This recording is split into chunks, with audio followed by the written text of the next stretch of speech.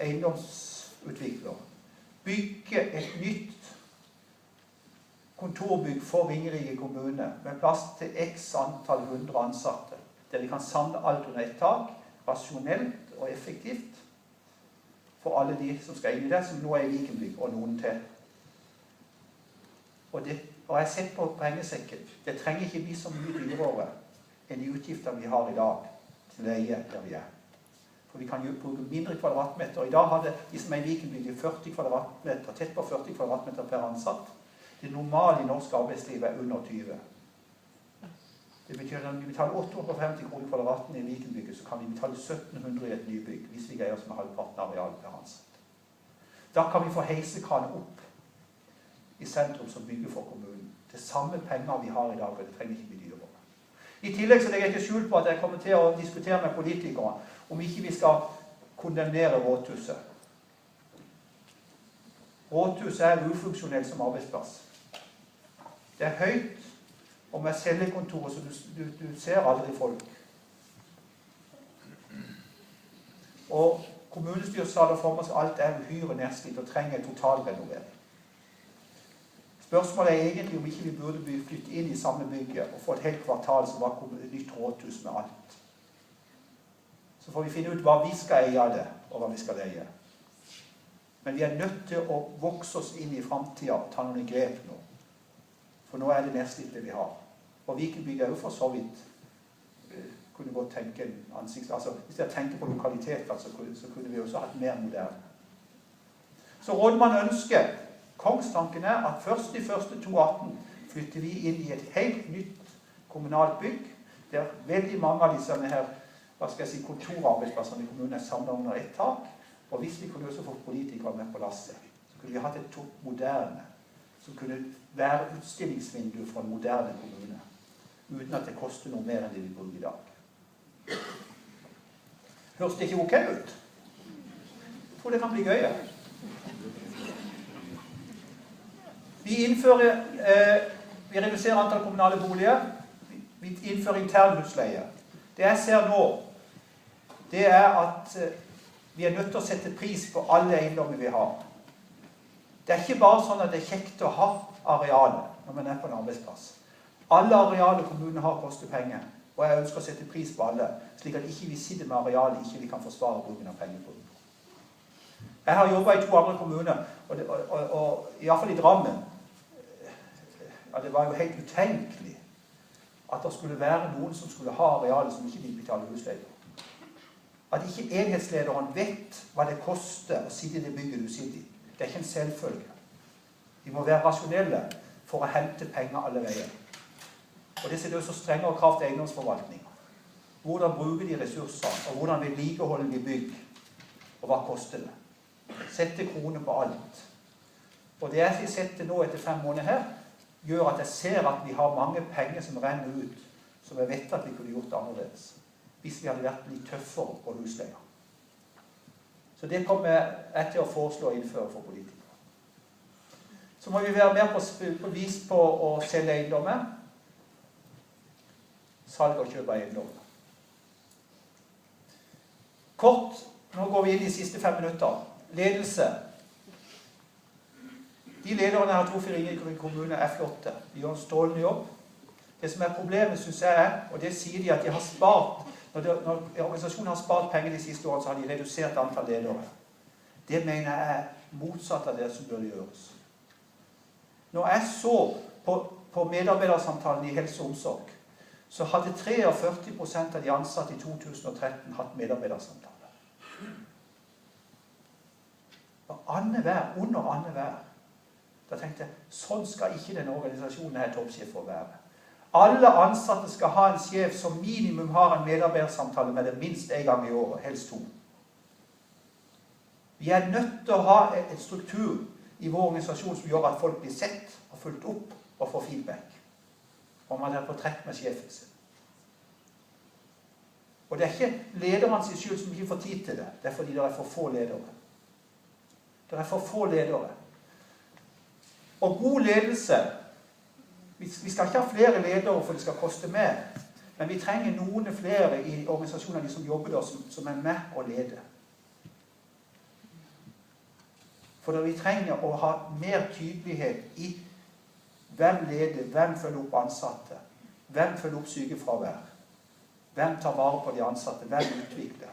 Og ikke minst at i dag ser jeg særlig innen helse- og omsorgssektoren, så er det ledere som leder opp til 100 ansatte alene på sin arbeidsplass. Hva byr du med? Tenk så en som den lederen er som står i alt det alene. Alle ledere i Ringerike kommune skal jobbe i et lederteam, der de skal ha et ledelsesfellesskap for å nå de målene som den enheten har. Og det skal jeg fort ta på plass som rådmann.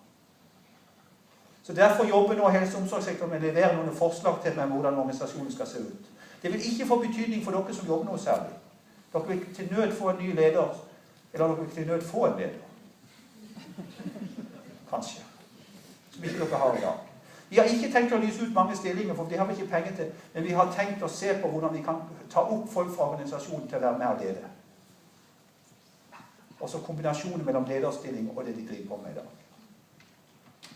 Og så skal vi kurse de, så skal jeg lage en lederskole der vi skal over år gjøre denne kommunen til den mest strømlinjeformede, den kommunen som blir aller best leder i hele Norge. Fordi vi har nok kompetente ledere som ser de ansatte, og skaper de riktige tingene. Vi skal ha høy kompetanse i alle ledd, og gode team og effektive tjenester. Og da ser det sånn ut fra kommunalsjef, så skal vi ha enhetsledere, og under enhetsledere så skal vi ha avdelingsledere, slik at de kan være et lederteam. Jeg har et lederteam hos meg med kommunalsjef og rådmann. Jeg er helt avhengig av kommunalsjef. Det er de som er rådmenn for meg. Alle som sitter i mitt team er rådmenn.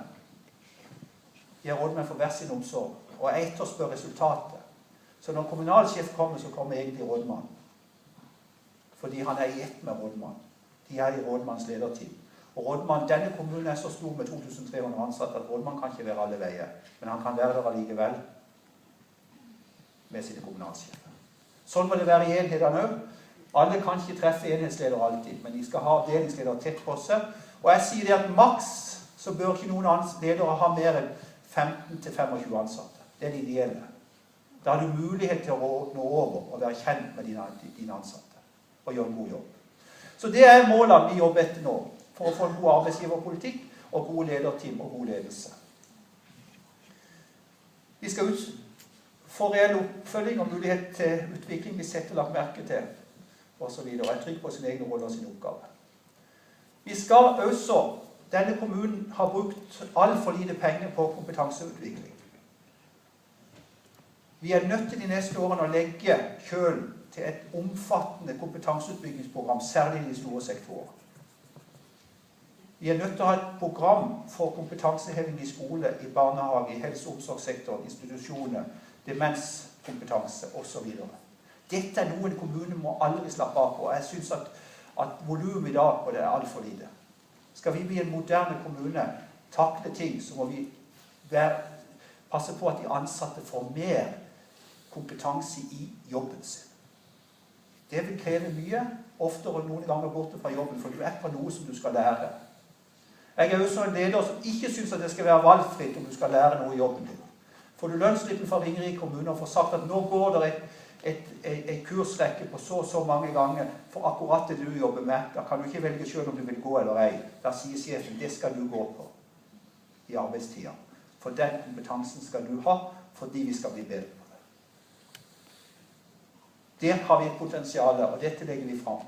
Noe skal være frivillig, men noe skal være obligatorisk. Og det skal aldri være sånne happeninger der du er nesten, altså noen ganger, men en kursdag, som du sitter og lytter hele dagen, gir det noe endring på arbeidsplassen?